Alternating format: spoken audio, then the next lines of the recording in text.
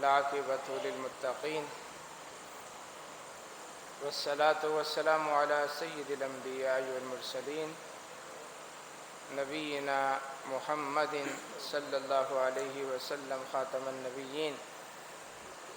وعلى آله وأزواجه وأصحابه الطيبين الطاهرين ومن تبعهم بإحسان إلى يوم الدين اما بعد۔ اعتکاف سے متعلق کچھ باتیں بیان کرنے کا مجھے کہا گیا ہے۔ اب تو ماشاءاللہ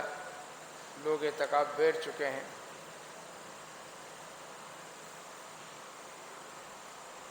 اعتکاف کا جو بنیادی مقصد ہے وہ سمجھنے کی ضرورت ہے کہ یہ جو خیمے لگا دیے گئے ہیں اور نوجوان بوڑھے مرد خواتین ہر مسجد کے اندر جو اعتکاف میں بیٹھے ہوئے ہیں، اس کا مقصد کیا ہے؟ اعتکاف عبادت کی غرض سے مسجد میں ٹھہرنے کا، رکنے کا نام ہے، اور یہ نبی اکرم صلی اللہ علیہ وسلم کی سنت ہے۔ اللہ کے نبی نے اعتکاف کیوں کیا؟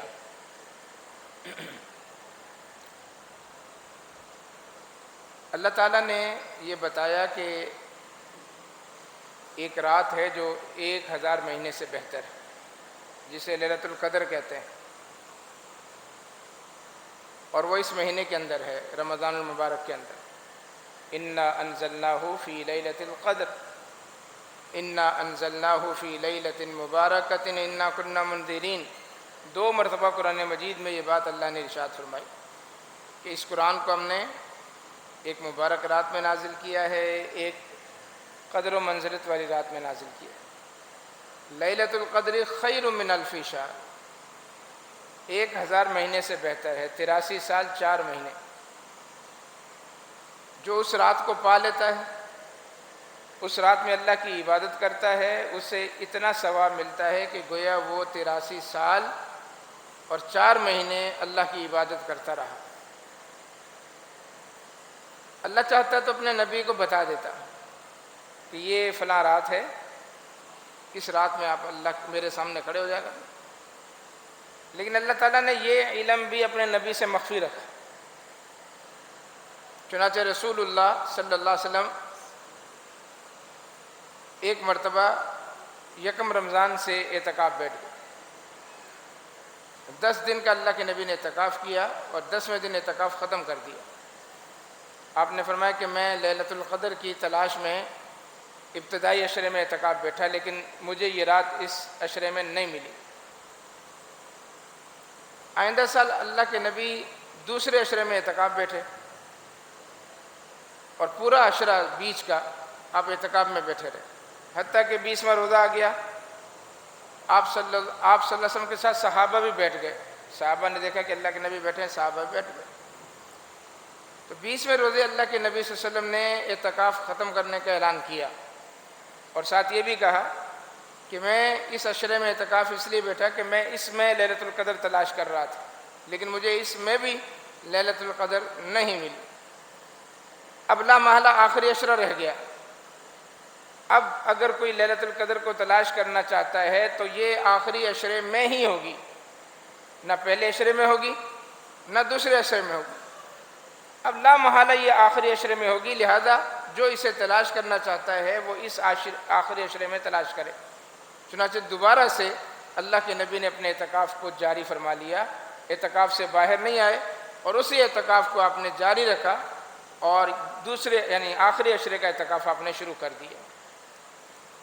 تو ایک بات تو واضح ہو گئی کہ لیلۃ القدر آخری عشرے میں،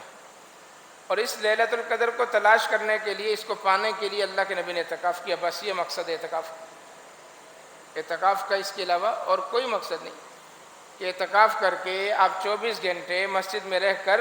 اس رات کی جستجو کریں، اس کو پانے کی کوشش کریں۔ پھر آپ نے یہ بات بھی ارشاد فرمائی اسی اعتکاف کے سلسلے میں جس میں آپ بیٹھے ہوئے تھے 20ویں سے لے کر آخری عشرے تک، یعنی پہلے درمیانی عشرے اور آخری عشرے، جو آپ نے 20 دن کا مسلسل اعتکاف فرمایا،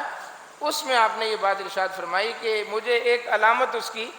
دکھائی گئی ہے یا مجھے یاد رہ گئی ہے کہ جب وہ رات آئی تو اگلا دن جو تھا اس میں کیچڑ میں، پانی میں یا مٹی میں سجدہ کر رہا تھا۔ اتنی سی بات آپ نے ارشاد فرمائی۔ حدیث کے راوی ہیں سیدنا ابو سعید خدری رضی اللہ تعالیٰ عنہ، صحیح بخاری، مسلم، موطأ امام مالک، دیگر کتب حدیث میں یہ حدیث موجود ہے۔ وہ کہتے ہیں کہ اسی رات اتفاق سے بارش ہو گئی، جس رات اللہ کے نبی صلی اللہ علیہ وسلم نے یہ بات ہمیں سنائی اور بتائی، اور اسی رات بارش ہو گئی۔ اور جب بارش ہوئی تو مسجد نبوی کچی تھی، کھجور کی شاخوں ٹہنیوں کی چھت تھی، وہ یعنی پانی ٹپکا اس میں سے، اور نیچے بھی مٹی تھی، صحن تھا کچا۔ اللہ کے نبی نے جب فجر کی نماز پڑھائی اور فجر کی نماز پڑھا کر صحابہ کی طرف منہ کیا تو ابو سعید خدری کہتے ہیں کہ میری آنکھوں نے اللہ کے نبی صلی اللہ علیہ وسلم کی پیشانی اور ناک پر کیچڑ لگا ہوا دیکھا، اور یہ 21ویں رات تھی۔ تو یہ تو کنفرم ہو گیا کہ رسول اللہ صلی اللہ علیہ وسلم کے زمانے میں یہ رات 21ویں بھی تھی، لیلۃ القدر 21ویں تھی۔ اور یہاں یہ بات بھی آپ جان لیں کہ جب اللہ کے نبی صلی اللہ علیہ وسلم پر پہلی وحی نازل ہوئی، جب آپ غار حرا میں تھے اور مکہ والوں سے دور جبل نور میں جا کر غار حرا میں اللہ کی عبادت کر رہے تھے کہ جبرائیل آ گئے، اور جبرائیل نے آ کر کہا اقرا، آپ پڑھیں۔ آپ نے کہا ما انا بقارئ، مجھے پڑھنا نہیں آتا۔ جبرائیل نے دوبارہ کہا پڑھیں، آپ نے کہا مجھے پڑھنا نہیں آتا۔ جبرائیل نے تیسری مرتبہ کہا پڑھیں، آپ نے کہا مجھے پڑھنا نہیں آتا۔ پھر جبرائیل نے آپ کو اپنے سینے سے لگایا اور دبایا اور کہا اقرأ بسم ربک الذی خلق۔ یہ 5 آیتیں سورہ الگ کی جو نازل ہوئیں، یہ رمضان کا مہینہ تھا، یہ قرآن مجید کے اندر موجود ہے، شہر رمضان الذی انزل فی القرآن، کہ رمضان میں قرآن نازل ہوا، انا انزلناہ فی لیلۃ القدر، اور رمضان کی وہ رات لیلۃ القدر تھی۔ تو آپ رحیق المختوم، الرحیق المختوم جو سیرت کی مستند کتاب ہے وہ اٹھا کر دیکھ لیں، اس میں مصنف نے بڑی تحقیق کے ساتھ یہ ثابت کیا ہے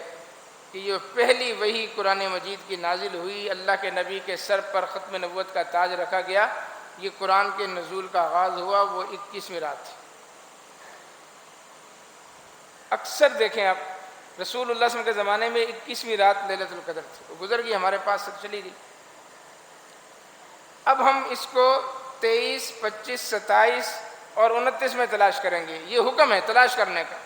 متعین نہیں ہے، یہ بات یاد رکھیں کہ تعین نہیں ہے، کسی صحیح حدیث کے اندر اس کی تعین نہیں، اللہ کے نبی نے فرمایا نہیں۔ جب یہ علم اللہ نے اپنے نبی کو نہیں دیا تو ہم نے 27 پہ ٹھپا کیسے لگا لیا ہے؟ پورا ملک 27 کو شب قدر منا رہا ہوتا ہے، سارے مسالک والے مسجدوں کو سجا کے اور ختم قرآن بھی ہو رہے ہوتے ہیں، اور یہی خود ہی اپنے تئیں یہ سمجھ لیا کہ 27، جبکہ رسول اللہ صلی اللہ علیہ وسلم نے ایسی کوئی تعین نہیں فرمائی۔ ہاں اللہ تبارک و تعالیٰ نے آپ کو علم دیا، آپ کو بتا دیا، اور اللہ بتا دیتا تھا آپ کو کہ اس سال 21ویں ہے، اس سال 23ویں ہے، اس سال 25ویں ہے، اللہ آپ کو بتا رہا تھا۔ اور اللہ تبارک و تعالیٰ نے پھر یہ کرم بھی کیا ہم پر، اس امت پر، کہ تعین کر دی کہ ہر سال یہ ایک رات ہوگی جو لیلۃ القدر کی ہوگی، اللہ نے مقرر فرما دی۔ اللہ کے نبی اپنے گھر سے نکلے شاداں و فرحاں کہ وہ رات جو ایک مہینے سے بہتر ہے، اللہ نے اس کی تعین فرما دی ہے، اور ہر سال وہی رات ہوگی، یہ بتانے کے لیے صحابہ کے پاس آئے۔ جب آپ مسجد میں آئے تو فتلاحا الرجلان، 2 صحابی آپس میں لڑ رہے تھے۔ لڑنے سے مراد یہ نہیں ہے کہ داڑیاں نوچ رہے تھے، گریبان پکڑ گئے، گتم گتا ہو رہے تھے، یہ صحابہ نہیں کرتے تھے، صحابہ کی لڑائیاں اس طرح نہیں ہوتی تھی، اور جو تاریخ میں اگر اس طرح کی کوئی بات لکھی ہوئی ہے تو سراسر جھوٹ ہے۔ ان کی لڑائی ہوتی تھی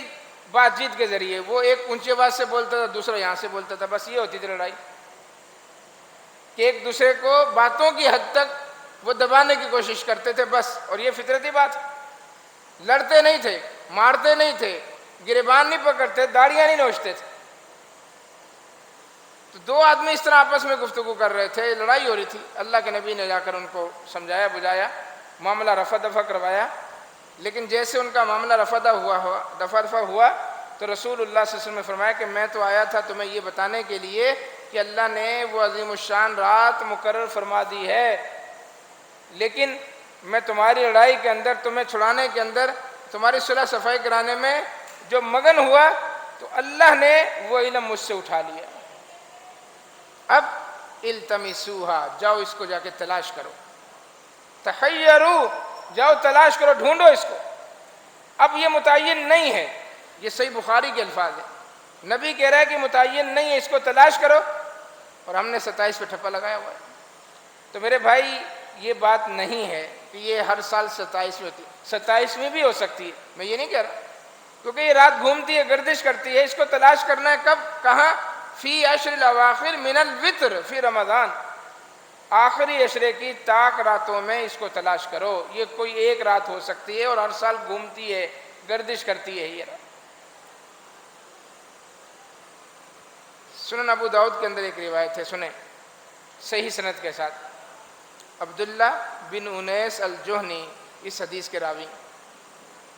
یہ صحابی کے بیٹے عبداللہ، ان کے والد کا نام تھا انیس الجہنی، مدینہ سے باہر رہتے تھے،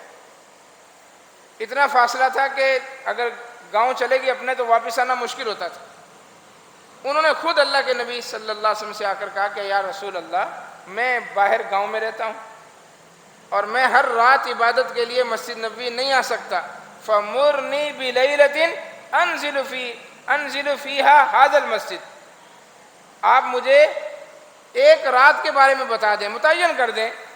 تاکہ میں اس رات اس مسجد میں آ کر، مسجد نبوی میں آ کر عبادت کر لوں، آپ بتا دیں کون سی رات آؤں۔ تو رسول اللہ صلی اللہ علیہ وسلم نے کہ انزل ب23 لیلہ، تم 23ویں رات کو آ کر مسجد میں عبادت کر لینا، 23ویں رات۔ تو اللہ کے نبی صلی اللہ علیہ وسلم کے زمانے میں یہ کبھی 21، کبھی 23، کبھی 25، اب آپ صحابی کو کنفرم بتا رہے ہیں کہ تم نے اگر آنا ہے، ایک ہی رات ہے تمہارے پاس اور اس رات تم آ سکتے ہو تو 23ویں رات ہے۔ تو اس کا مطلب یہ ہے کہ تعین نہیں ہے، اور اعتکاف کا مطلب، اعتکاف کا مقصد اس رات کو تلاش کرنا ہے، ڈھونڈنا ہے، تاکہ یہ رات ہمیں مل جائے، اور اس رات میں جو ہم عبادت کریں وہ 1000 مہینے سے بہتر ہو، 1000 مہینے سے، کیونکہ یہ رات لیلہ مبارکہ بھی ہے، لیلہ براءہ بھی ہے، لیلۃ السلامہ بھی ہے، لیلۃ القدر بھی ہے، اس کے کئی نام ہیں، خیر و برکت والی، سلامتی والی، تقدیر والی رات۔ فیہا یفرق کل امر حکیم، اس رات سارے فیصلے اللہ کرتا ہے، کس نے بیمار ہونا ہے، کس نے صحت یاب ہونا ہے، کس نے سفر پہ جانا ہے، کون سفر سے واپس آئے گا، کس نے مرنا ہے، کس نے جینا ہے، کس نے تخت پر بیٹھنا ہے اور کس نے ذلیل ہو کر تخت سے اترنا ہے، یہ سارے فیصلے اللہ اس رات کرتا ہے، ہر فیصلہ اللہ اس رات کرتا ہے۔ لوگوں نے شعبان کی 15 تاریخ کو یہ سارے کام سونپ دیے ہیں، رمضان سے پہلے ہی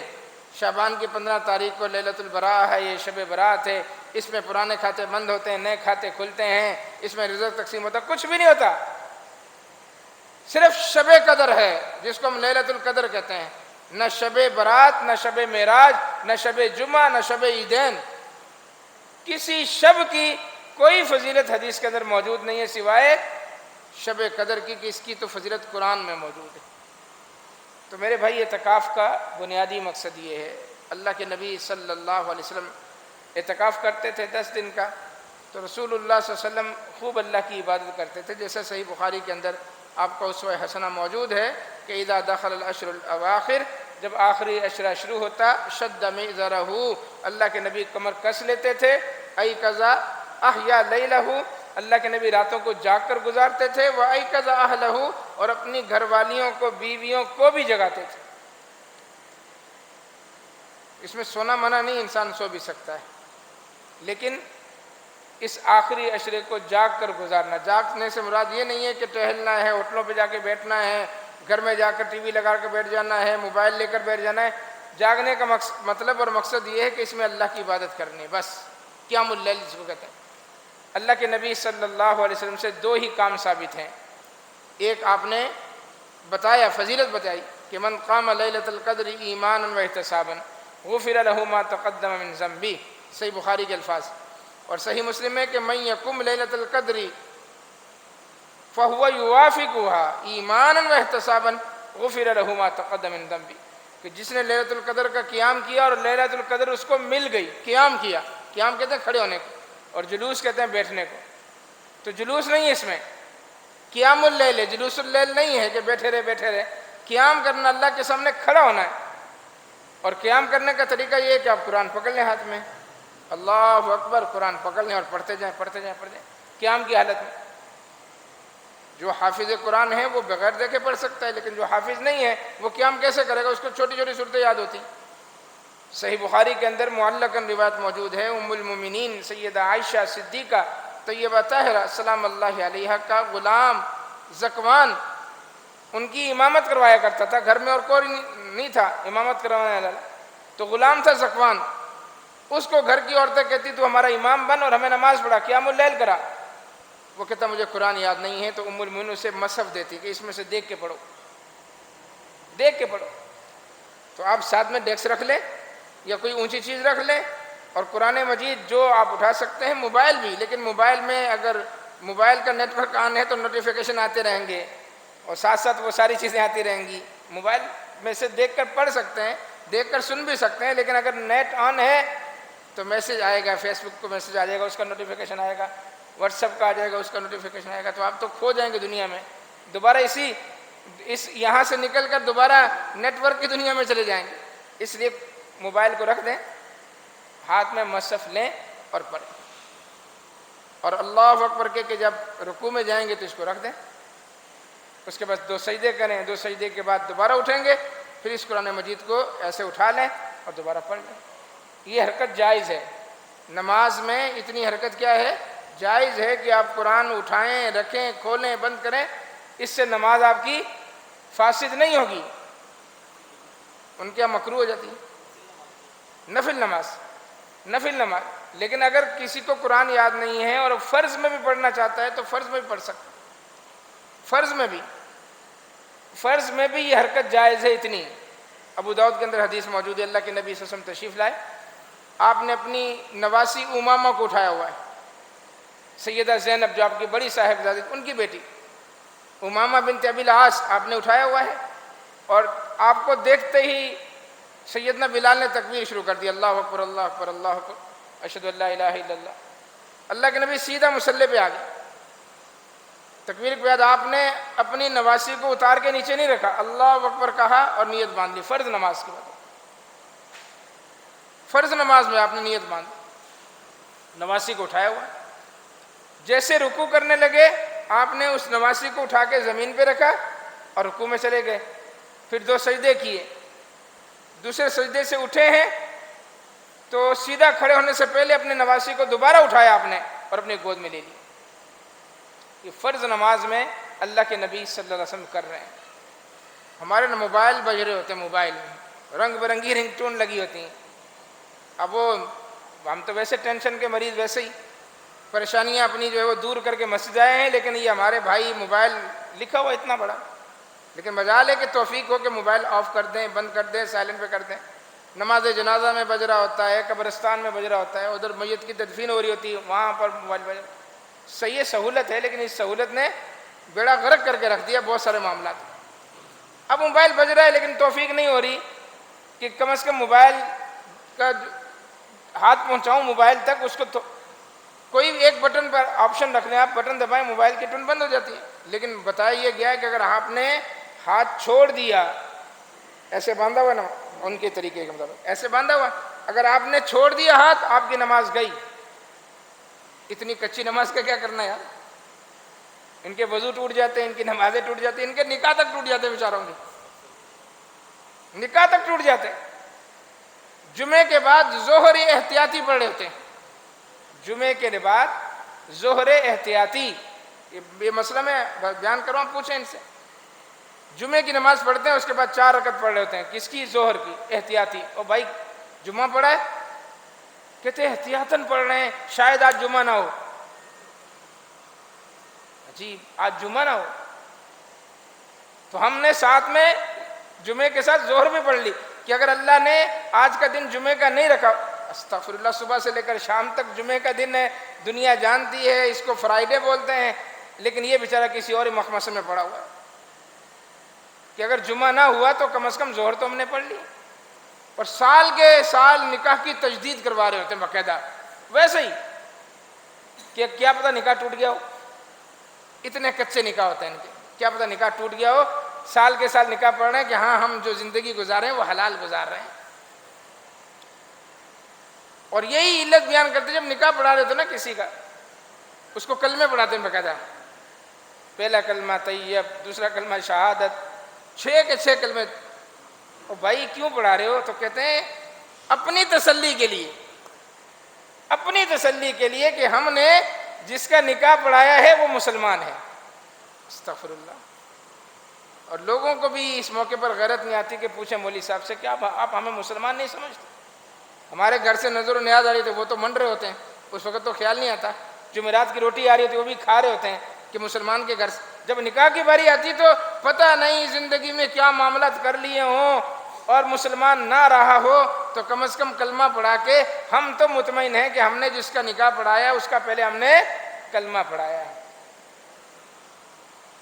عجیب و غریب معاملات ہیں۔ تو میرے بھائی یہ ہاتھ کی جو حرکت ہے اگر آپ اتنی کریں گے کہ جیب میں ہاتھ ڈالیں گے یا پینٹ پہنی ہوئی ہے موبائل پیچھے رکھا ہوا ہے وہاں ڈالیں گے، اس سے آپ کی نماز نہیں ٹوٹے گی، نماز مکروہ نہیں ہوگی۔ اتنی بڑی میں نے آپ کو حدیث دلیل دے دی کہ اللہ کے نبی نمازی کو اٹھا رہے ہیں رکھ رہے ہیں، اٹھا رہے ہیں رکھ رہے ہیں، اس سے بڑھ کر اور کیا حرکت ہو سکتی ہے نماز میں؟ تو بات ہماری کہاں سے نکلی؟ اعتکاف کے حوالے سے، صحیح ہے؟ اعتکاف کے حوالے سے یہاں تک بات کیسے پہنچی؟ کیا بات چل رہی تھی؟ یاد ہے کسی کو؟ آپ لوگ بھی سو رہے ہیں لگتا سارے، ہاں کیا بات تھی کہ بات ادھر تک پہنچ گئی ہماری؟ یہ ہم نے کہا تھا کہ اس میں قیام اللیل کرنا ہے ہم نے، اور ہاتھ میں قرآن پکڑنا ہے، قرآن پکڑیں گے رکھیں گے اٹھائیں گے بند کریں گے، اس سے آپ کی نماز مکروہ نہیں ہوگی۔ یہاں سے بات نکلی اور آگے چل چلی۔ تو قیام اللیل کرنا ہے، صحیح ہے، اس رات کی جو متعین عبادت ہے قیام اللیل ہے، قیام کریں، جتنا ہو سکتا ہے قیام کریں، قرآن دیکھ کر پڑھیں، انشاءاللہ آپ کی یہی اللہ کو مطلوب ہے۔ دوسرا ام المومنین نے جو پوچھا تھا، مشہور حدیث ہے کہ اگر میں لیلۃ القدر کو پا لیتی تو کیا کروں؟ فرمایا اللہ سے معافی مانگو، اللہم انک عفو تحب العفو فاعف عنی، اللہ سے معافی مانگو، یعنی گناہوں کی معافی بھی مانگنی ہے، قیام اللیل بھی کرنا ہے، ساتھ ساتھ اللہ سے گناہوں کی معافی بھی مانگنی ہے۔ نمبر 3، صدقہ خیرات بھی کرنا ہے رات میں، اللہ تعالیٰ کو پسند ہے رات میں صدقہ کرنا، اللہ کو پسند ہے چھپ چھپا کے صدقہ کرنا۔ ویسے آپ دن کو بھی کر سکتے ہیں، آپ سب کے سامنے بھی کر سکتے ہیں، لیکن قرآن کی آیت سے محدثین نے بڑا باریک سے استدلال کیا ہے کہ جو چیز اللہ کو پسند ہے اللہ پہلے وہ ذکر کرتا ہے، الذین ینفقون اموالہم باللیل والنہار، پہلے اللہ نے رات کو ذکر کیا کہ وہ لوگ جو اپنا مال خرچ کرتے ہیں رات میں اور دن میں، سرًا وعلانیہ، چھپ کر اور سب کے سامنے۔ اللہ کی مرضی ہے، اللہ نے جو پہلے ذکر کر دیا تو اس کا مطلب ہے کہ اللہ کو وہ زیادہ پسند ہے۔ اللہ یہ بھی کہہ سکتا تھا وہ لوگ جو اپنا مال خرچ کرتے ہیں دن میں اور رات میں، اعلانیہ اور چھپ کر، لیکن جو چیز اللہ نے پہلے ذکر کی ہے اس کا مطلب ہے کہ وہ اللہ کو پسند ہے۔ تو اگر اس رات صدقہ خیرات کرنا آپ اپنی عادت بنا لیتے ہیں، رمضان کی راتوں میں، آخری عشرے کی ٹوٹل راتوں میں، لیکن طاق راتوں میں بالخصوص یہ سوچ کر کہ اگر یہ لیلۃ القدر ہے تو آپ خود سوچیں کہ آپ کا وہ 100 روپیہ جو آپ نے دیا ہوگا کہاں پہنچے گا، 1000 مہینے سے بہتر، یعنی اس کا اجر و ثواب اتنا بڑھ جائے گا کہ آپ نے 100 نہیں دیا، آپ 1000 مہینے سے صدقہ دے رہے ہیں، صدقہ دے رہے ہیں۔ ہر عبادت خیر من الف شہر، صرف نماز نہیں، ہر عبادت کا کام جو اس رات آپ کریں گے وہ خیر من الف شہر۔ تو صدقہ خیرات بھی محدثین چھپ چھپا کے صدقہ خیرات کرتے تھے اس رات، اور بڑا اہتمام کرتے تھے صحابہ اکرام۔ سیدنا تمیم داری جو پہلے عیسائی تھے مسلمان ہوئے اور دجال کو دیکھا تھا انہوں نے، تمیم داری وہ صحابی ہیں جنہوں نے پہلے اسلام سے پہلے دجال کو دیکھا تھا اور بعد میں آ کر اللہ کے نبی کو بتایا اور اللہ کے نبی نے تصدیق کی تھی۔ تمیم داری تو پہلے تورات کے حافظ تھے اور جب اسلام لے آئے تو قرآن مجید کے حافظ ہو گئے۔ انہوں نے مسجد نبوی کے اندر پہلی یعنی پہلے یہ صحابی جنہوں نے مسجد نبوی میں روشنی کا اہتمام کیا تھا. مسجد نبوی کے اندر اندھیرا ہوتا تھا، کوئی چراغ جل رہا ہوتا تھا پیچھے، لیکن سیدنا تمیم داری چونکہ انہوں نے اپنے گرجوں میں دیکھا تھا کہ روشنی کا اہتمام ہوتا ہے، اللہ تعالیٰ کا گھر ہے، عبادت گاہیں ہیں، تو یہ جب یہ ملک شام کے تھے، یہ جب ملک شام گئے تو وہاں سے وہ قندیلیں لے کر آ گئے، جس کو ہم لالٹین بولتے ہیں، اس زمانے میں ہوں گی. تو انہوں نے پھر وہ مسجد نبوی کے اندر لا کر قندیلیں ٹانگ دی. رسول اللہ صلی اللہ علیہ وسلم نے دیکھا مسجد نبوی جگمگا رہی ہے، اتنی روشنی. تو رسول اللہ صلی اللہ علیہ وسلم نے پھر دل کھول کے دعائیں دی کہ جس نے مسجد کے اندر روشنی کا اہتمام کیا ہے اللہ اس کی قبر کو منور فرما دے. تو تمیم داری رضی اللہ تھا انہوں نے، اور تمیم داری ہی کو سیدنا عمر بن خطاب رضی اللہ تعالیٰ عنہ نے اپنے دور خلافت میں جو تراویح کے امام مقرر کیے، دو، ابی بن کعب اور تمیم داری. اتنا اچھا قرآن پڑھتے تھے کہ ان دو قاریوں کا انتخاب کیا کہ آپ لوگوں کو نماز تراویح کی امامت کروائیں، ابی بن کعب اور سیدنا تمیم داری. 1000 درہم کا اس زمانے میں ایک جبہ لیا تھا. اس زمانے میں 1000 درہم، درہم ہوتے تھے چاندی کے سکے، دینار سونے کے سکے. 1000 درہم کا جبہ لیا تھا اور صرف تاک رات میں وہ جبہ پہنتے تھے اور اللہ کی عبادت کرتے تھے. یعنی اہتمام کرتے تھے کہ یہ رات کوئی معمولی رات نہیں ہے. خوب نہا کر وہ کپڑا پہن، یعنی بہترین قسم کا جبہ تھا، وہ پہن کر اور پھر اللہ تعالیٰ کی عبادت کرتے تھے. تو اس چیز کا بھی اہتمام کریں، ممکن ہو سکے تو ہر رات غسل کرے انسان، تاک رات بالخصوص اچھا لباس پہنے، اور اچھا لباس پہن کر خوشبو لگا کر اللہ تبارک تعالیٰ کے سامنے کھڑا ہو، اللہ کی عبادت کرے. تو یہ ہیں کام کرنے کے اعتکاف والوں کے لیے بھی اور سب کے لیے. جو اعتکاف میں نہیں بیٹھا وہ بھی ان راتوں کو پانے کے لیے مسجد میں ہے. جیسے صحابی نے پوچھا، صحابی نے یہ نہیں کہا جو میں نے آپ کو حدیث سنائی کہ میں گھر میں عبادت کر لوں، میں مسجد میں آ کر عبادت کروں. تو افضل بہتر یہی ہے کہ انسان مسجد میں آ کر عبادت کرے، لیکن اپنے گھر میں اہتمام کرتا ہے اور رات میں تہجد کی نماز ویسے پوشیدہ نماز ہے تو تب بھی اچھا ہے، بہتر. اللہ تعالی ہمیں سمجھنے کی، عمل پیرانے کی توفیق عطا فرمائے.